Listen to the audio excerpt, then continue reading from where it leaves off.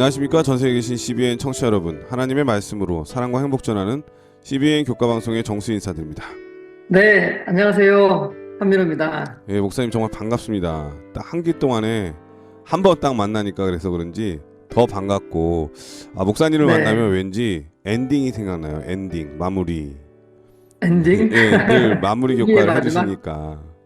네, 예, 지난 한 기 동안 우리가 선악의 대쟁투에서 배웠는데 오늘은 그 마지막 시간이 되었습니다. 목사님을 보니까 반갑기도 하고 또 한 기 동안에 배운 거를 정리하는 시간도 되니까 무척 기대가 되는데요.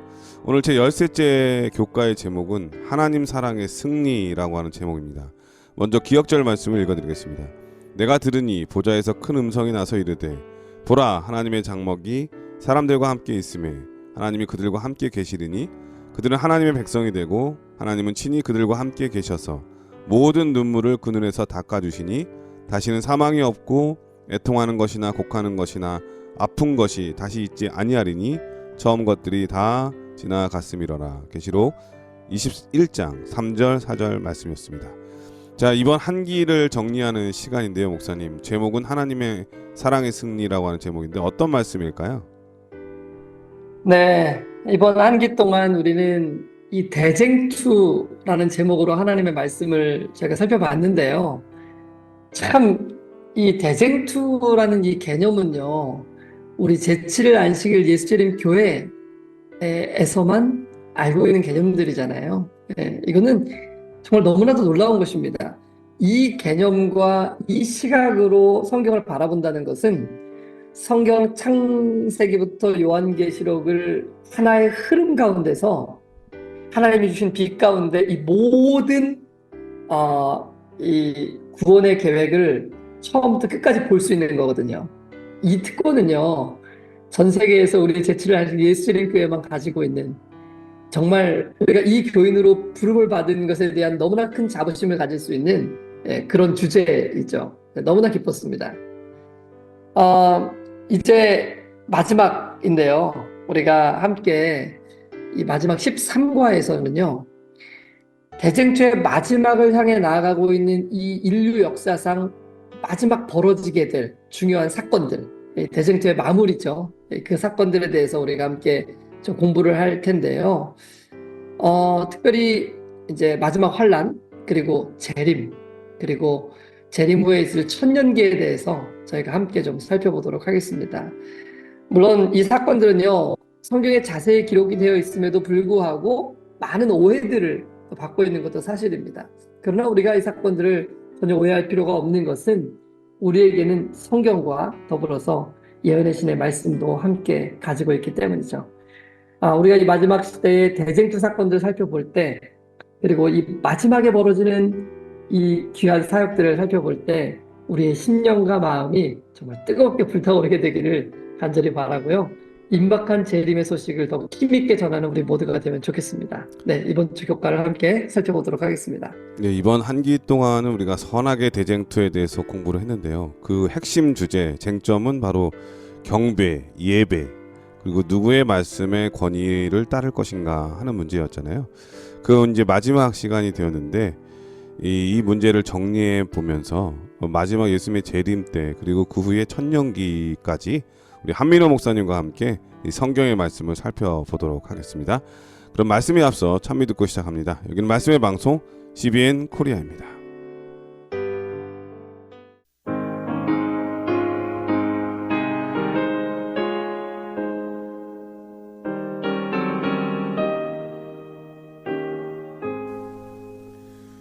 그날이 오면 왕을 배우리 천사 노래하는 곳 낙원 이르러 수정강변에 주와 영원히 살리 영광 중에 왕을 배우리 영원토록 찬양하겠네 나를 위하여 돌아가신 주 그날 왕을 뵙겠네 예, 참이 잘 들었습니다. 일월서지는 환란 중의 소망이라고 하는 제목인데요. 어떤 말씀일까요? 네, 먼저 교과의 질문을 읽어드립니다. 요한계시록 22장 11절 12절, 그리고 다니엘서 12장 1절로 2절, 그리고 예레미야 30장 5절로 7절을 읽어보라. 재림 직전에 어떤 사건이 일어날 것인가? 네, 저희가 다니엘서 12장 1절에 있는 말씀을 좀 함께 읽어보도록 하겠습니다. 그때 내 민족을 호위하는 대군 미가엘이 일어날 것이요 또 환란이 있으리니 이는 개국 이래로 그때까지 없던 환란일 것이며 그때 내 백성 중 무릇 책에 기록된 모든 자가 구원을 얻을 것이라.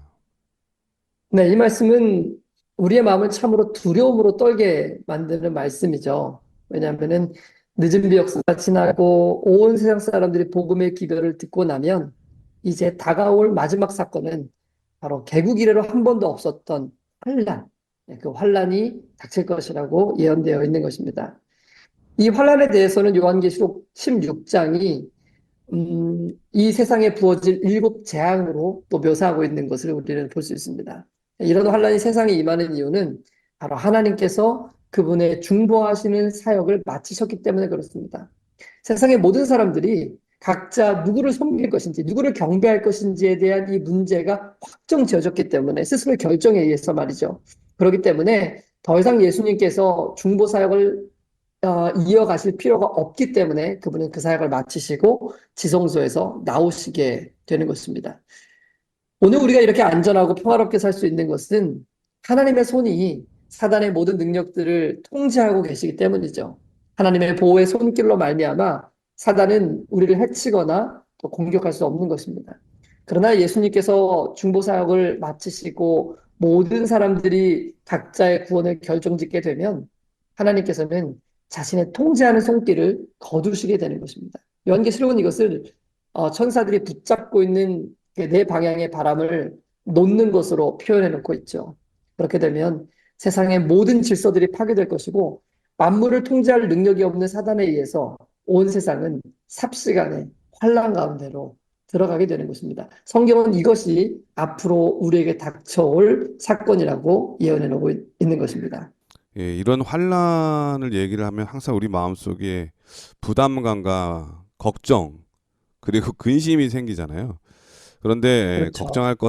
걱정하지 않을 것은 하나님께서 이미 우리를 구원에 대한 확증을 해 놓으셨고 또 네, 그것을 잃어버릴 일이 없기 때문에 우리는 네. 두려워하지 않고 하나님께 의지하고 또 하나님이 곁에 계심을 마음속 그리면서 충분히 이겨낼 수 있는 힘도 주시겠죠. 그렇죠?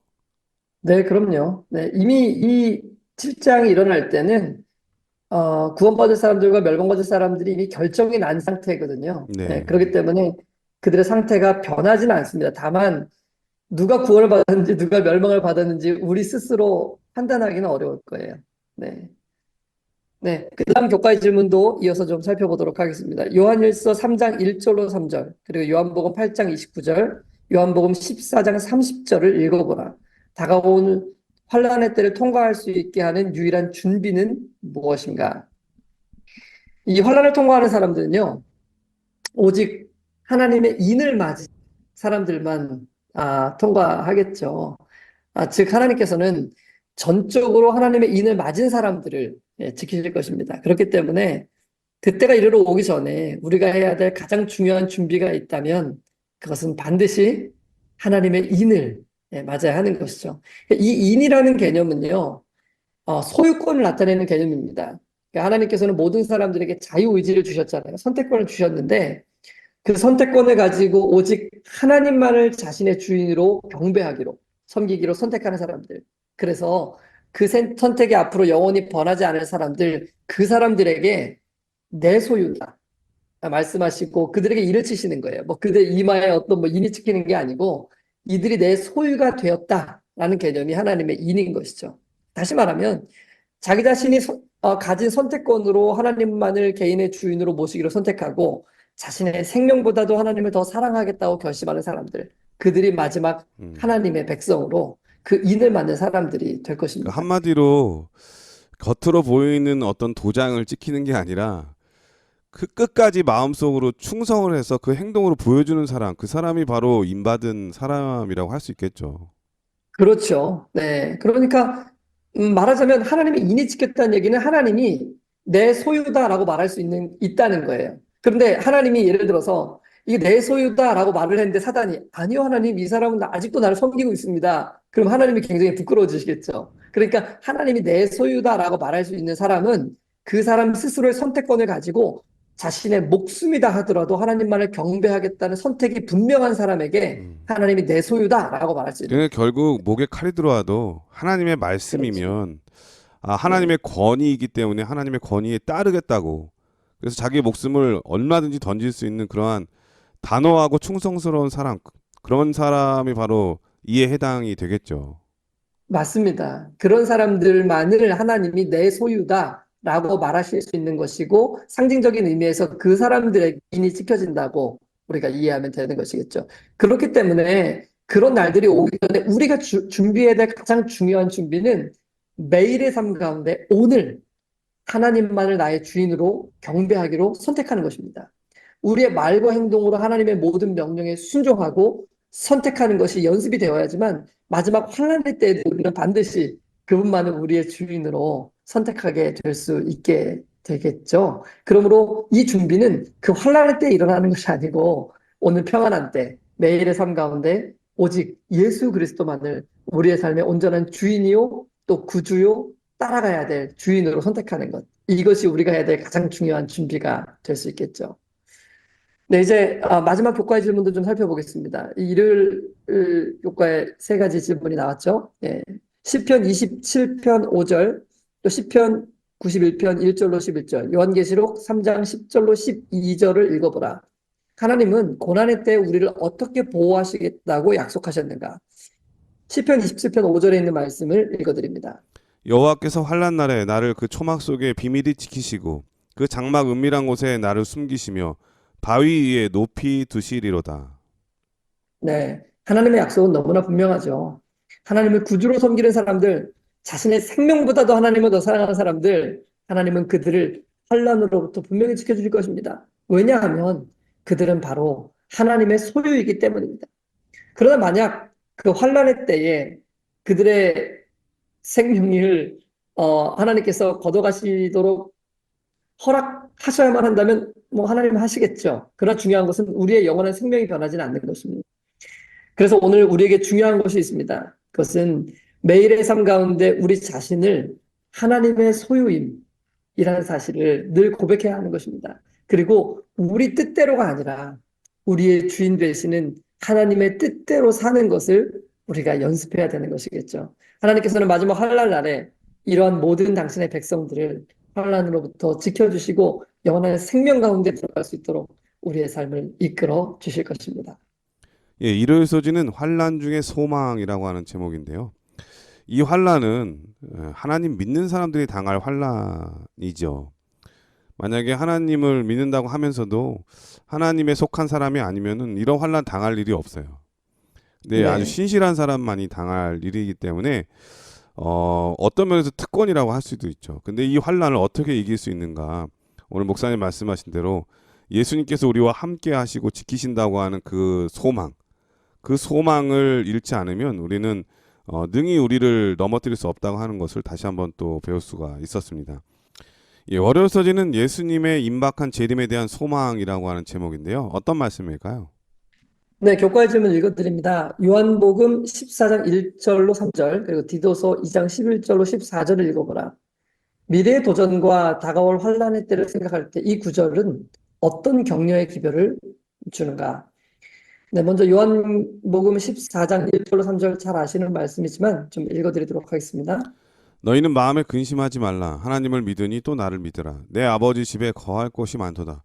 그렇지 않으면 너희에게 일렀으리라. 내가 너희를 위하여 처소를 예비하러 가노니 가서 너희를 위하여 처소를 예비하면 내가 다시 와서 너희를 내게로 영접하여 나 있는 곳에 너희도 있게 하리라. 네, 우리가 이 환란을 떠올리게 되면 굉장히 두려운 마음이 드는데요. 그때 예수님께서 우리에게 주시는 권면은 근심하지 말라는 것입니다. 두렵고 떨리고 겁이 나는 것이 사실이죠. 그러나 예수님께서는 그분을 신뢰하고 믿으라고 말씀하셨습니다. 왜냐하면 이 땅에서 우리가 어떤 환난을 당하든지 그것은요, 금방 지나가고 말 것이기 때문입니다. 그리고 그것이 지나고 나면 예수님께서는 반드시 우리를 데리러 오시겠다고 약속하고 계시기 때문이죠. 성경은 환란에 대한 예언보다 우리를 데리러 오시겠다는 예수님의 예언이 훨씬 더 많습니다.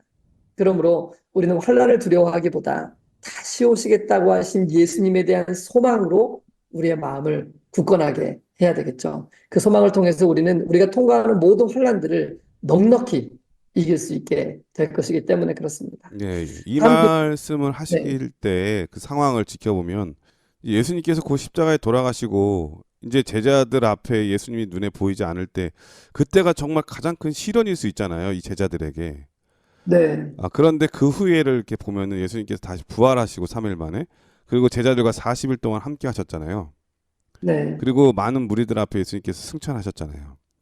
이 장면을 만약에 목격했다면 예수님의 이 말씀은 정말 큰 확신이 됐을 것 같아요.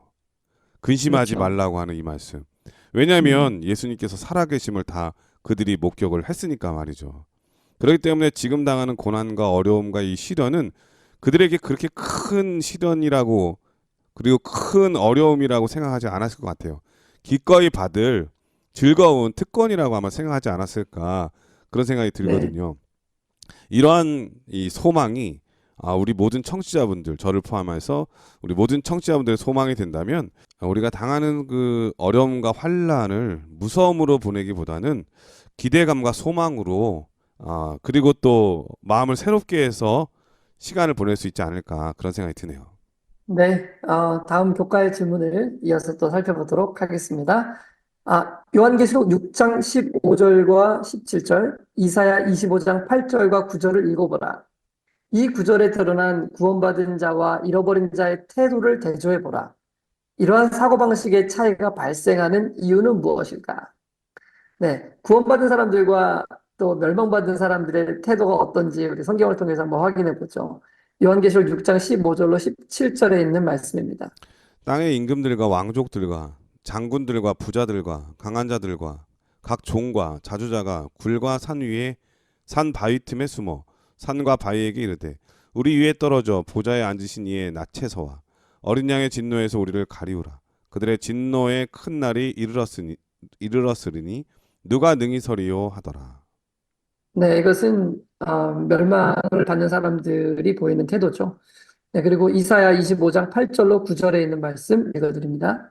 사망을 영원히 멸하실 것이라. 주 여호와께서 모든 얼굴에서 눈물을 씻기시며 그 백성의 수치를 온 천하에서 제하시리라. 여호와께서 이같이 말씀하셨느니라. 그날에 말하기를 이는 우리의 하나님이시라. 우리가 그를 기다렸으니 그가 우리를 구원하시리로다.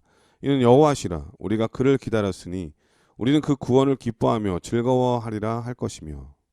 네, 현저한 두 가지의 태도가 보이죠. 한쪽은 하나님을 두려워하여 숨고 무서워하는 그 진노를 두려워하는 모습이 있는 반면에 한편에서는 하나님을 너무나 기다리는 거예요. 네. 그리고 그분께서 우리를 구원하신 것에 대한 확신과 기쁨을 가지고 즐거움에 동참하는 사람들이 있는 것입니다. 여러분들은 어느 무리에 참여하고 싶으십니까? 네, 당연히 우리는 하나님을 기다리고 하나님을 바라보고 그분의 은혜 가운데서 영광 중에 들어갈 그 날을 기다리는 사람들이 되어야 하지 않겠습니까? 그런데 여기서 중요한 것은 무엇이냐면은 과연 우리가 하나님을 그렇게 기다리고 하나님을 그렇게 즐거워하는 사람들인가 하는 것이 중요한 거예요.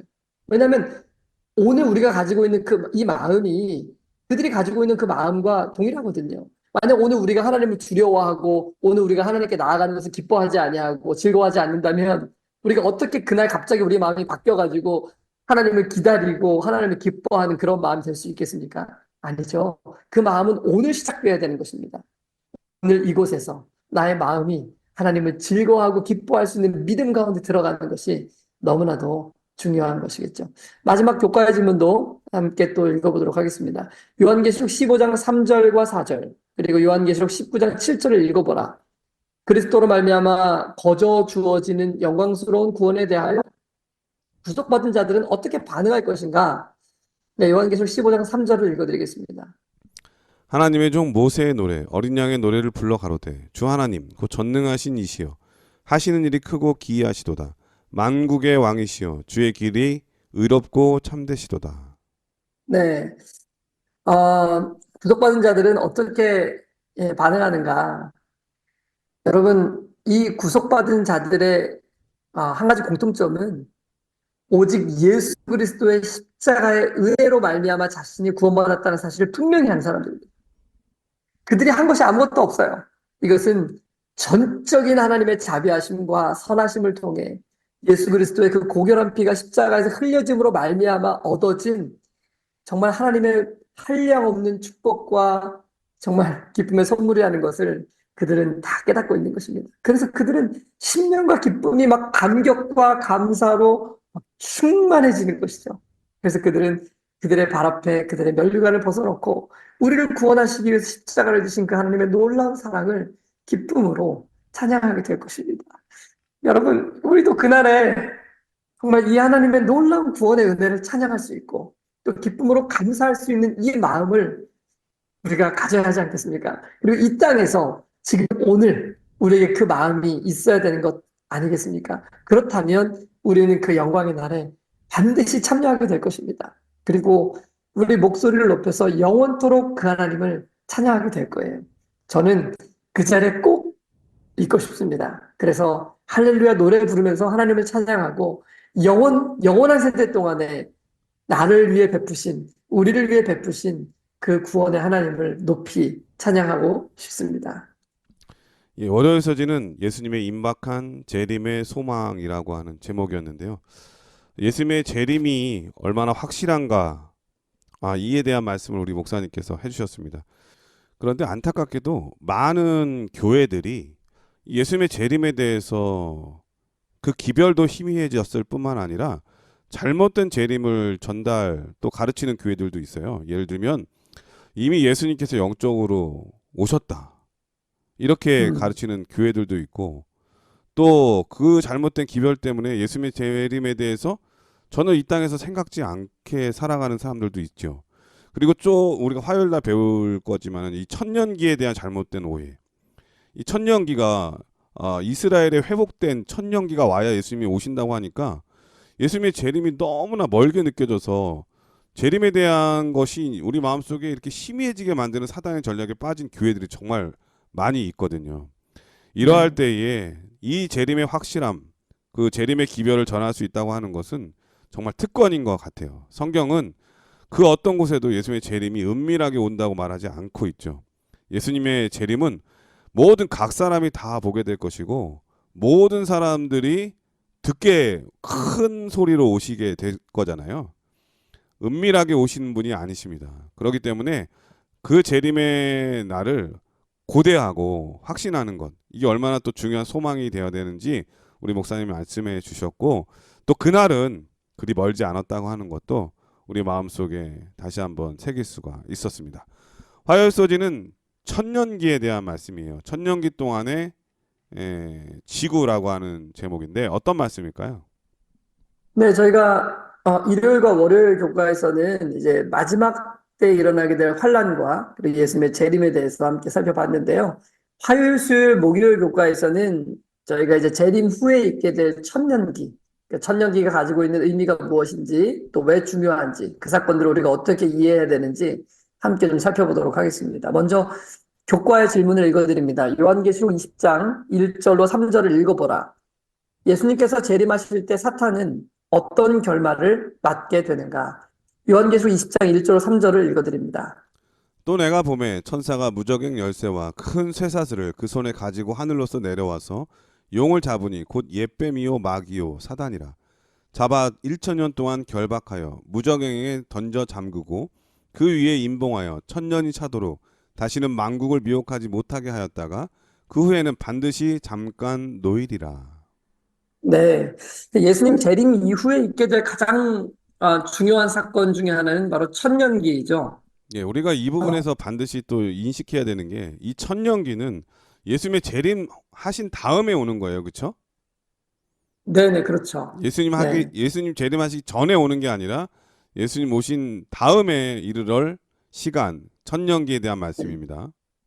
네, 그러니까 이제 천년기에 대해서 조금 더 말씀을 드리면은 이 천년기에 대한 견해가 크게 세 가지가 있거든요. 네, 첫 번째는 이제 후천년설이라고 부르는 게 있고요. 그다음에 이제 무천년설 그리고 전천년설 이렇게 세 가지의 천년기가 어떻게 진행되는지를 이렇게 알려주는 이론들이 있습니다. 근데 이제 되게 좀 복잡해요. 이게 후천년설 그러면은 마치 재림 후에 천년설이 있을 것 같은 그런 느낌을 받거든요. 제가 옛날에 이것 때문에 엄청 헷갈렸어요. 예. 근데 후천년설은 복스러운 천년기 후에 재림이 있게 된다는 뜻이에요. 그러니까 천년기 다음에 재림이 온다라고 주장하는 설이 후천년설입니다. 이게 되게 헷갈려요.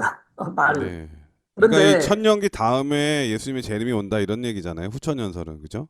그렇죠. 천년기 다음에, 천년기 후에 예수님이 재림하신다. 그런데 이 천년설은 어떤 내용이었냐면은 세상이 점점 좋아져가지고 아주 세상이 아름다운 지상 낙원처럼 이르러 오는 천년기를 지나면 예수님 재림하신다. 예. 그러니까 세상이 점점 좋아진다는 거예요. 근데 세상이 이것은 점점점 악해지고 맞아요. 그렇죠. 그럼 만약에 지금 같은 그런 이론이 만약에 지금도 여전하다면 예수님의 재림은 언제 올지 알 수가 없는 거예요.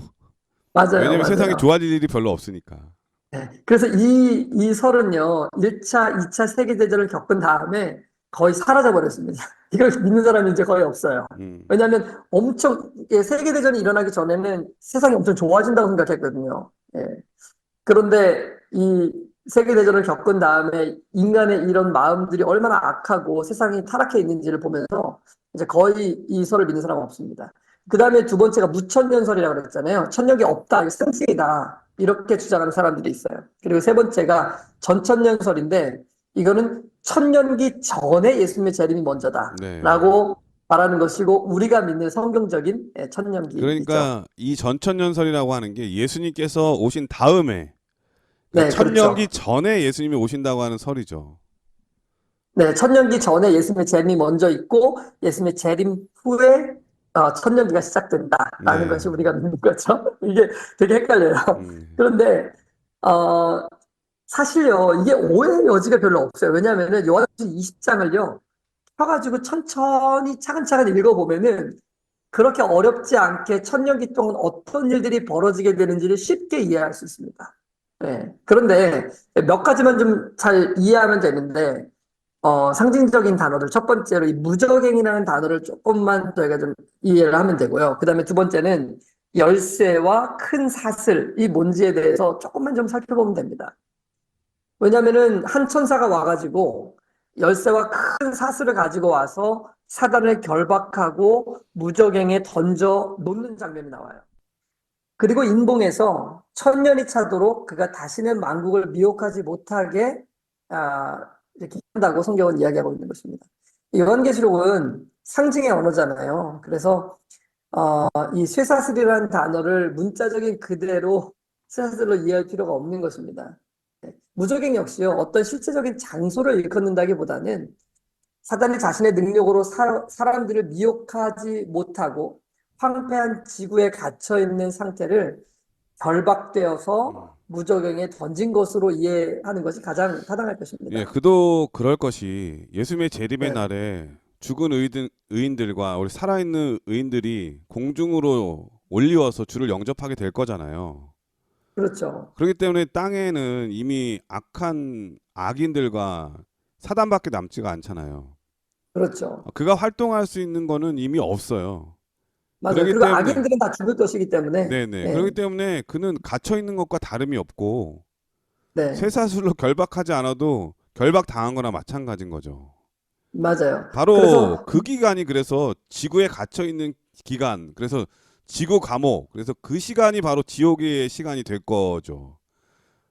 그렇죠. 예, 그래서 우리 그렇게 천년 동안 네, 사단은 지구에 갇혀서 더 이상 아무도 미혹할 수 없게 되는 상태. 그러니까 우리 네. 재림교회는 지옥을 안 믿는 게 아니라 일시적인 지옥을 믿는 거예요. 영원 지옥을 믿는 것이 아닌 거죠. 네, 그렇죠.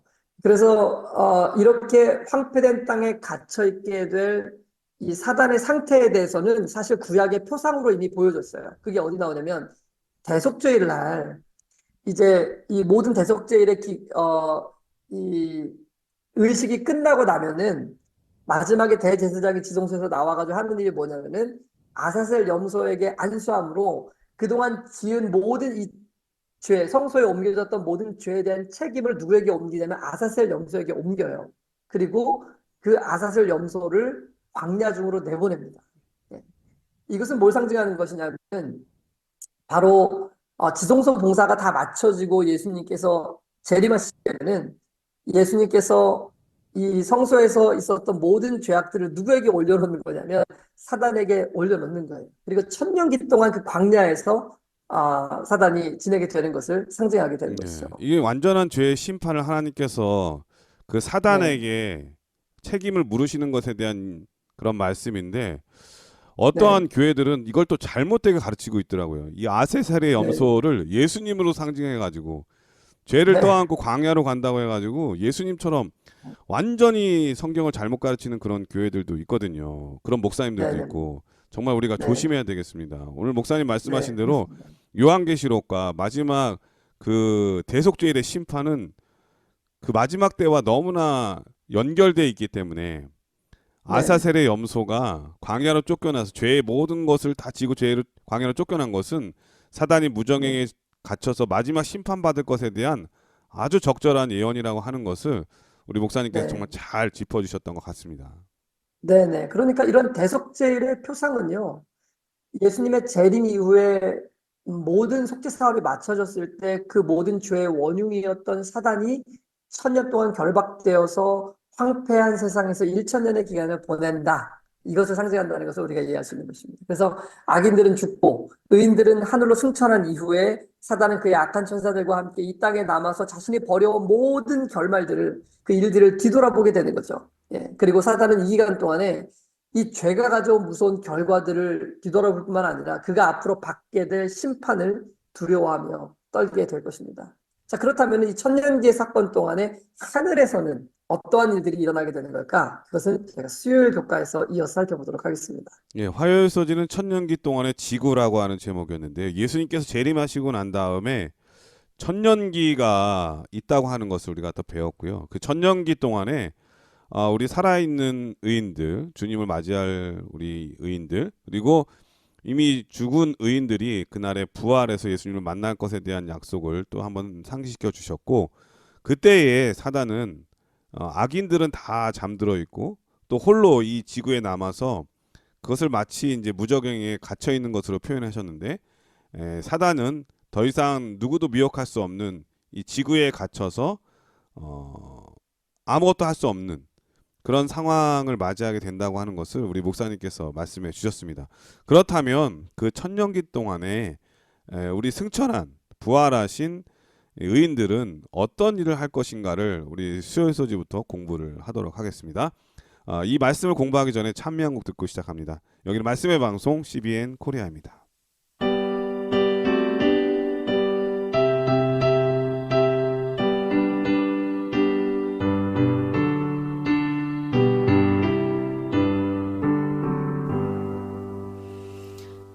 이 몸에서 너무인가 내 조이고 열 보내세 주 예수 이름 밖에는 몸붙일 것이 없도다.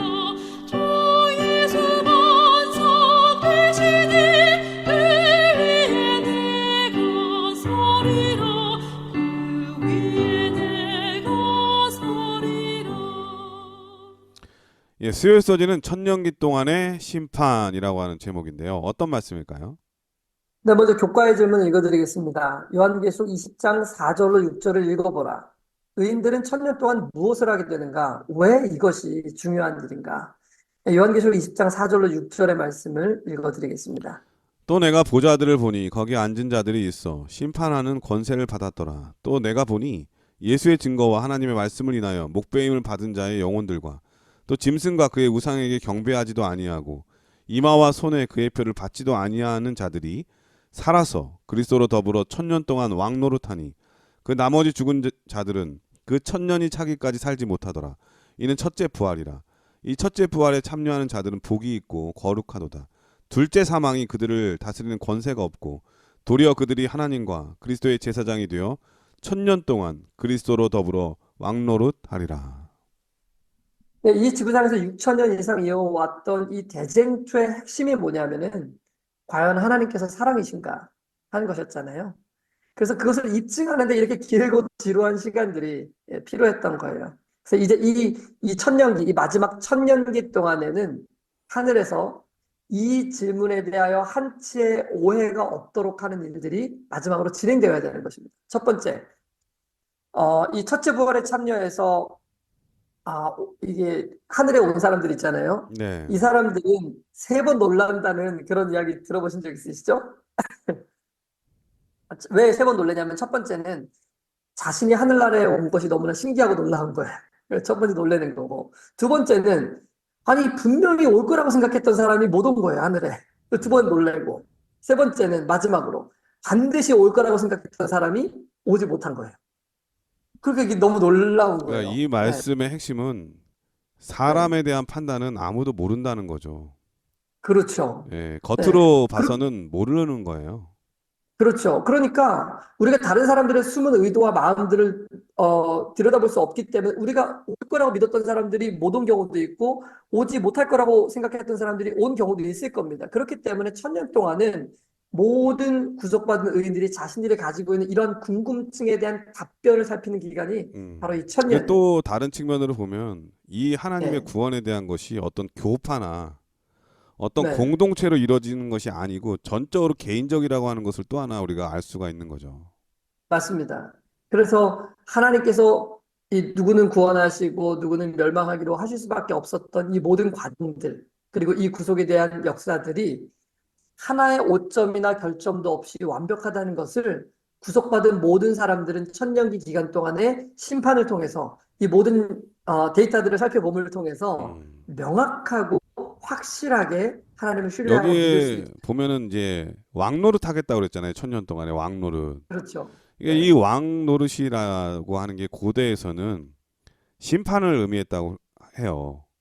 네. 누가 의로운 사람인지 누가 악한 사람인지 그것을 판별하고 그 다음에 벌을 주고 상을 주는 역할을 왕이 네. 했다고 하거든요. 맞습니다. 그래서 이 네. 마지막 때에 이 우리가 하늘에서 왕노릇 하는 것은 바로 내가 어떻게 구원을 받았지 하는 것도 있지만 이 악인들은 왜 심판을 받아야 되는지 그리고 왜 네. 둘째 사망을 받아야 되는지 그 심판을 함께 하는 거죠. 그죠? 네. 그게 바로 이 왕의 역할을 하는 게 아닌가 그런 생각이 드는데 어떤 말씀일까요? 그것은. 뭐 여기 보면 요한계시록 20장 4절로 6절에 보면요. 아니, 그 4절, 요한계시록 20장 4절 아까 읽은 말씀에 보면 또 내가 보좌들을 보니 거기 앉은 자들이 있어 심판하는 권세를 받았더라라고 분명하게 얘기하고 있습니다. 네. 그러니까 우리가 왕으로서 심판을 하는 거예요. 그 심판이라는 것이 집행 심판을 하는 것이 아니고 과연 이 멸망을 받을 수밖에 없었던 사람들이 그것이 타당한지를 저희가 마지막으로 살펴보는 그런 과정들이 있어야 되는 것이겠죠. 그때 여러분 우리가 만약 구원받지 못한 사람들의 무리에 속해 있다면은 우리가 왜 구원받을 수 없었는지에 대한 모든 우리의 삶 전체가 공개될 거예요. 너무나 부끄럽고 창피하지 않겠습니까?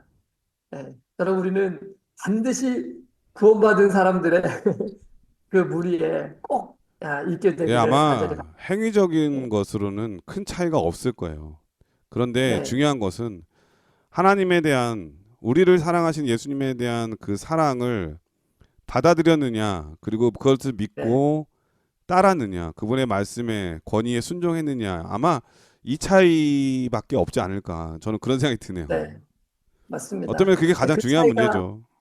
네, 그 차이가 어마어마한 결과를 만들어내는 것이겠죠. 그래서 그 기간 동안 우리는요, 이제 하나님에 대한 이 오해가 들어올 수 없도록 문을 닫는 거예요. 하나님 정말 공의로우시고, 하나님 정말 사랑이시고, 의롭다는 것을 조금도 의심하지 않고 100% 신뢰할 수 있도록 그 기간이 우리에게 주어진 것입니다. 이 과정이 정말 필요한 거예요. 왜냐하면 그래야만 영원한 세대 동안에 우리는 하나님을 의심하거나 오해하지 아니하고 다시는 반역의 물결이 하늘에서 시작될 수 없도록 차단하는 역할을 할 것이기 때문에 그런 것입니다. 그래서 이제 이 모든 과정이 다 맞춰지게 되면 천년기의 끝에 이제 놀라운 일들이 펼쳐지게 되는데요. 그것은 요한계시록 20장 7절로 9절에 기록되어 있습니다. 천년이 참에 사단이 그 옥에서 놓여 나와서 땅의 사방 백성 곧 곡과 마곡을 미혹하고 모아 싸움을 붙이리니 그 수가 바다 모래 같으리라. 저희가 지면에 널리 퍼져 성도들의 진과 사랑하시는 성을 두루매 하늘에서 불이 내려와 저희를 소멸하고. 네. 천년기 끝에 하나님께서는요, 이제 모든 죽은 악인들을 다시 부활시키게 됩니다.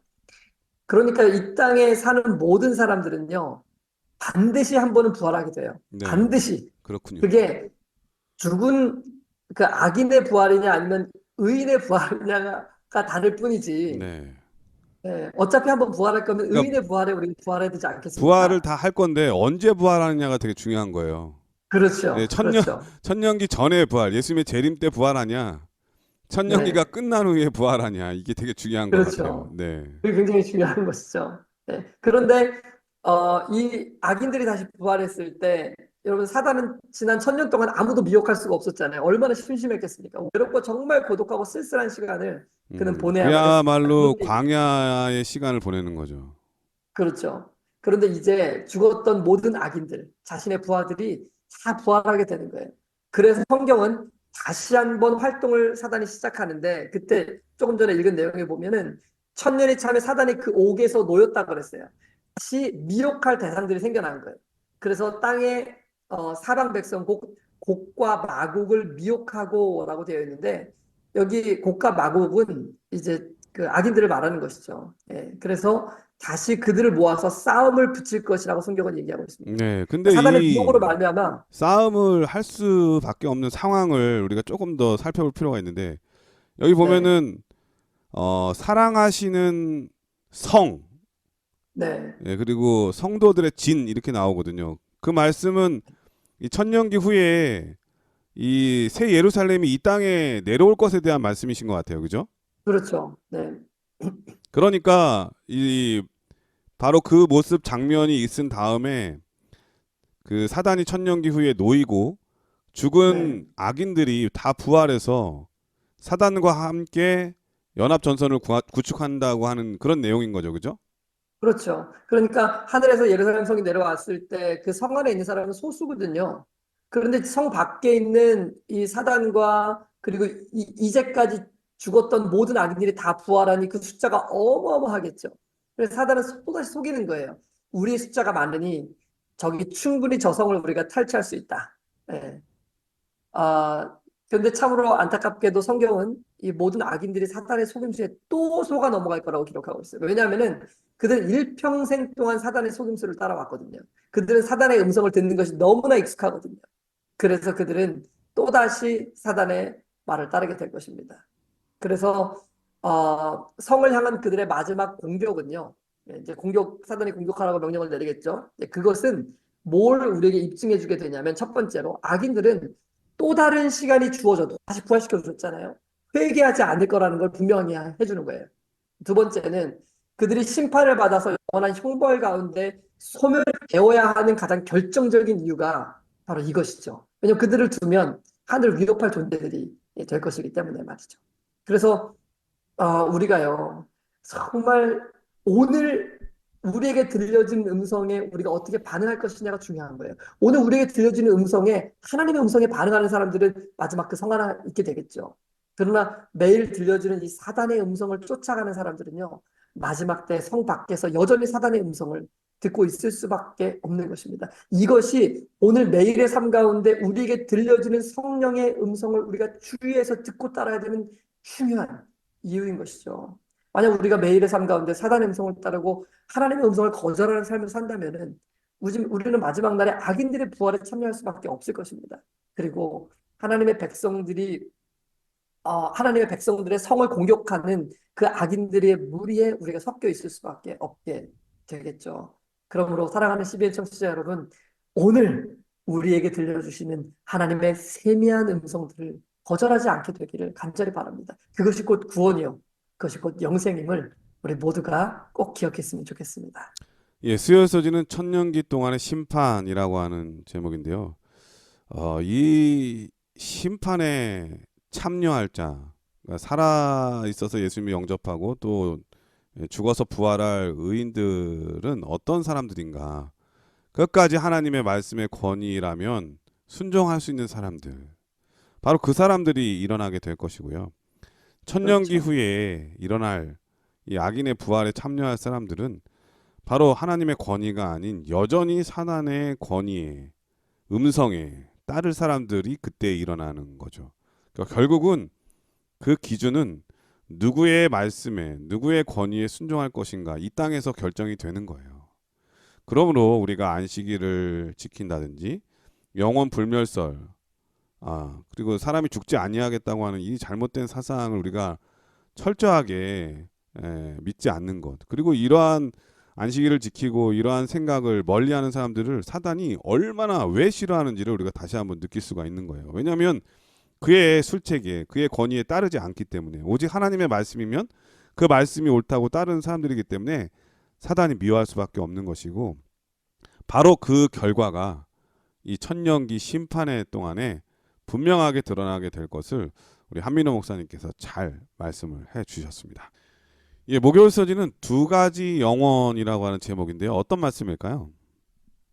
네, 먼저 교과의 질문 읽어드리겠습니다. 고린도후서 5장 10절, 로마서 14장 10절, 11절, 그리고 요한계시록 20장 11절로 15절을 읽어보라.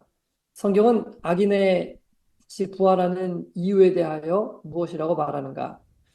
요한계시록 20장 11절로 15절에 있는 말씀을 읽어드립니다. 또 내가 크고 흰 보좌와 그 위에 앉으신 자를 보니 땅과 하늘이 그 앞에서 피하여 간데 없더라.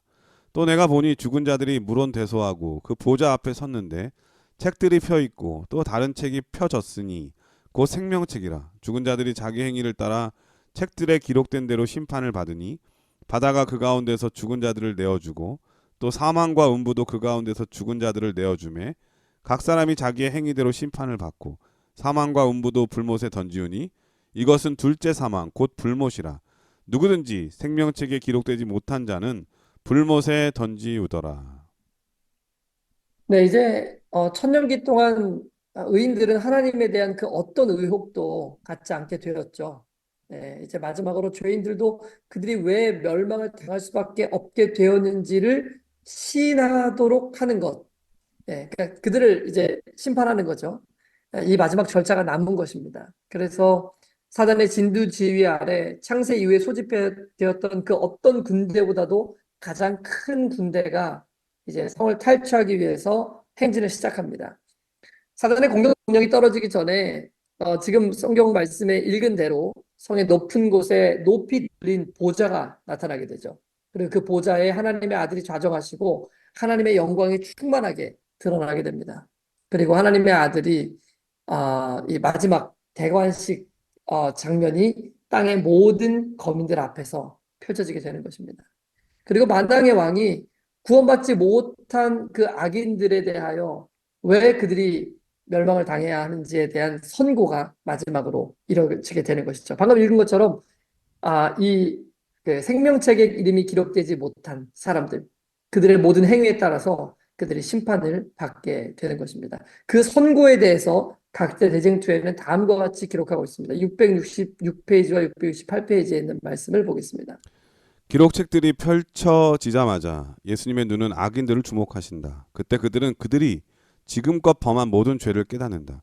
그들은 그들의 발이 어디에서부터 순결과 선결의 길에서 벗어나는지, 그들의 교만과 반역이 그들을 얼마나 심하게 하나님의 율법을 범하게 하였는지 깨닫게 된다. 그들을 죄에 빠지게 한 유혹을 받은 것, 축복을 무시한 것, 하나님의 사자들을 모욕한 것, 경고를 거절한 것, 완고하고 회개하지 않은 마음으로 자비의 물결을 물리쳐 버린 것, 그 모든 것들이 마치 불로 기록된 문자와 같이 나타난다. 모든 악인들은 하늘 정부에 대한 대역죄라는 죄목으로 하나님의 법정에서 심판을 받는다. 그들은 그들의 소송에 대하여 탄원할 것이 전혀 없고 핑계할 것도 없다. 그들에게는 영원한 사망의 선고가 내려진다. 네, 이 선고로 말미암아 모든 악인들은 자신들의 죄로 말미암아 형벌을 받게 되었다는 것을 분명히 알게 됩니다. 그 후에 이제 보좌 위에 십자가가 나타납니다. 그리고 아담의 범죄 사건으로부터 구속의 경륜의 모든 사건들이 파노라마처럼 펼쳐지게 됩니다. 예수님의 탄생과 그분의 공생애, 그리고 그분이 당하신 모든 멸시와 모욕과 핍박, 십자가의 모든 고통이 생생하게 보여지게 되는 것이죠. 그곳에서 세상의 모든 사람들은 하나님의 아들 예수 그리스도가 죄로 인해서 잃어버린 인류를 구속하기 위하여 어떤 고난과 고통을 받으시고 십자가에 달려 돌아가셨는지를 다시 한번 명확하게 보게 되는 것입니다. 그리고 모든 악인들은 그들이 멸망을 당하게 된 것은 그들이 지은 죄 때문이 아니라 그 죄를 용서하시기 위하여 십자가에 달려 돌아가신 예수 그리스도를 그들의 구주로 받아들이지 않았기 때문이었다는 사실을 그들이 끝날 뼈저리게 느끼게 되는 것이죠. 온 인류와 심지어 사단과 그의 천사들까지도 하나님께서 내리시는 판결이 공의롭다는 것을 그들이 그 자리에서 모두 고백할 수밖에 없게 되는 것입니다. 그러나 악인들의 이러한 고백에도 불구하고 사단과 모든 악인들의 마음은 변하지 않습니다. 하나님께 온전히 굴복하지 않습니다. 그들의 마음은 다시 분노와 증오로 충만해지게 되는 것이죠. 그래서 사단과 그의 천사들에게 그 모든 악인들이 달려들게 되는 것입니다. 왜냐하면은 이 모든 죄의 원흉이 사단이었다는 것을 그들은 분명하게 깨닫게 될 것이기 때문에 그렇습니다. 이때 하늘에서는 불이 내려와서 모든 악인들이 그들의 형벌에 따라 벌을 받게 되는 것입니다. 각 사람은 자신의 죄의 무게에 따라 그 형벌을 받게 될 것이고요. 사단은 가장 마지막까지 고통을 당하게 될 것이라고 기록하고 있습니다.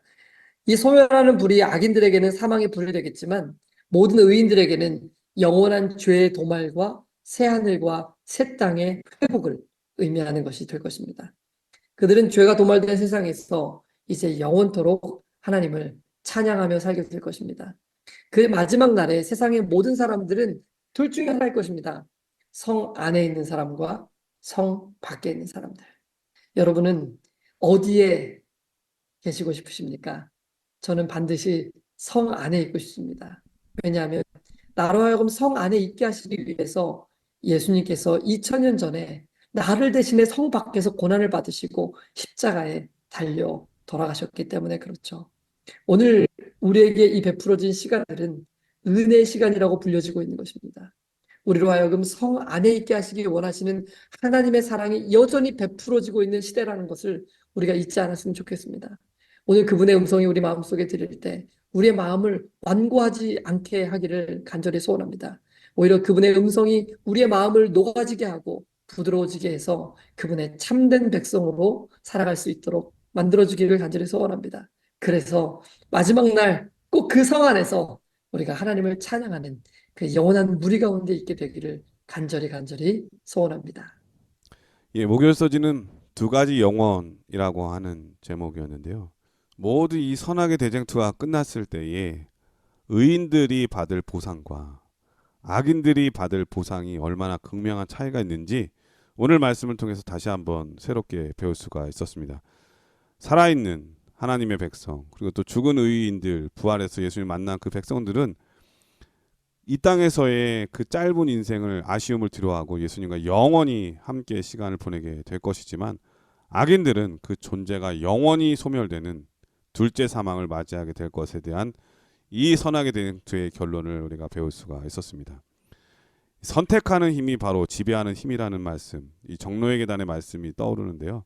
우리가 지금 선택할 수 있을 때 좋은 선택을 하는 것, 이것이 얼마나 중요한지 새삼 깨닫게 됩니다.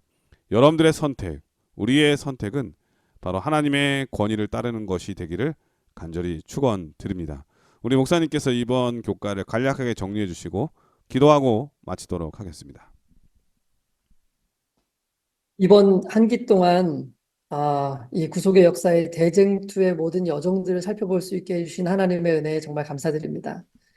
우리는 정말 이 제치를 하실 예수님 교인들로서 이 마지막 세상에 벌어지고 있는 이 대쟁투의 모든 역사들을 꿰뚫어 볼 수 있는 안목을 하나님께 선물로 받은 사람들입니다.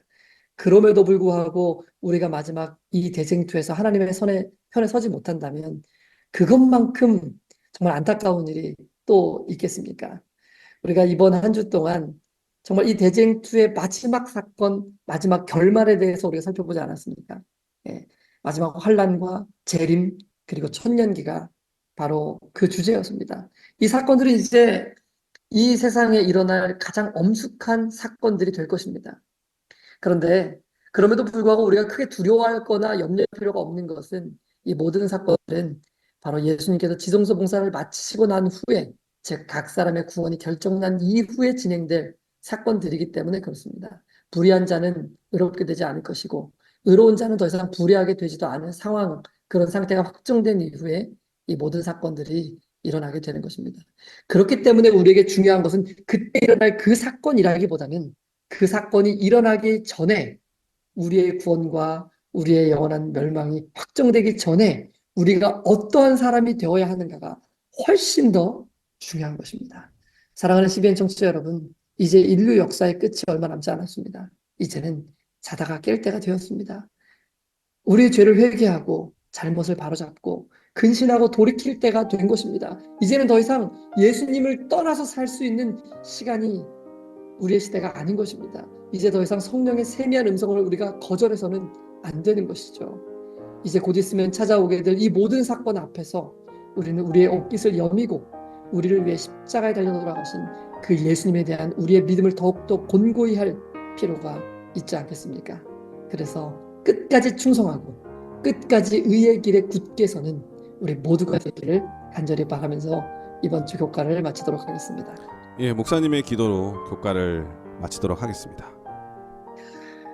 은혜로우신 하늘에 계신 하나님 아버지, 이 역사의 모든 시작과 끝을 우리에게 친히 말씀으로 공개하여 주셨사오니 정말 감사합니다. 아멘. 하나님, 이제는 이 말씀을 따르는 주의 백성들이 될 수 있도록 주님 도와주시고 이 마지막 때에 우리가 근신하고 깨어 우리의 모든 죄를 버리고 예수 그리스도께로 돌아갈 수 있도록 인도하여 주십시오. 아멘. 그리고 주님께서 베푸신 구원의 은혜와 그 용서를 붙들고 마지막 때 이 재림 기별을 온 세상에 전파하는 주님의 충성된 종들로 살아갈 수 있도록 주님 도와주십시오. 아멘. 그래야 주님 재림하시는 그날에 마지막 때에 우리가 성 안에서 우리를 구원하신 하나님을 높이 찬양하며 영원한 세대 동안 주와 함께 기쁨으로 살아가는 우리 모두가 될 수 있도록 인도하여 주시기를 예수님의 이름으로 기도합니다.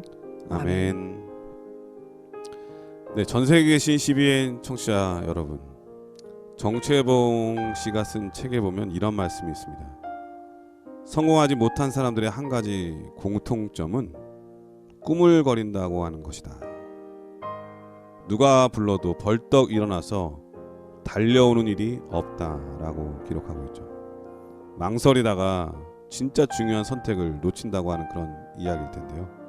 우리는 지금 선택할 수 있을 때 선택을 해야 되겠습니다. 하나님의 말씀이라면 기꺼이 순종하고 따를 수 있는 그러한 사람, 우리 모두가 되기를 간절히 축원드립니다. 지난 한 기 동안 수고해 주신 우리 김성진 목사님, 우리 전정민 목사님, 박성원 목사님, 우현준 목사님, 우리 한민호 목사님 진심으로 감사드리고요. 또 이것을 매주마다 이렇게 유튜브로 볼 수 있도록 우리 도와주신 우리 김영주 목사님, 그리고 홈페이지를 통해서 우리 청취자분들이 방송을 잘 접하게 할 수 있도록 홈페이지를 잘 관리해 주신 우리 정일국 목사님, 아울러 모든 일에 열심을 다해서 청취해 주시고 관심을 가져주시고 우리 모든 청취자분들께 진심으로 감사의 말씀을 드리고요. 지금까지 인도해 주신 하나님의 은혜에 감사를 드립니다. 저희는 다음 주 새로운 교과를 가지고 여러분들을 찾아뵙겠습니다. 건강하시고요. 안녕히 계십시오. 안녕히 계세요.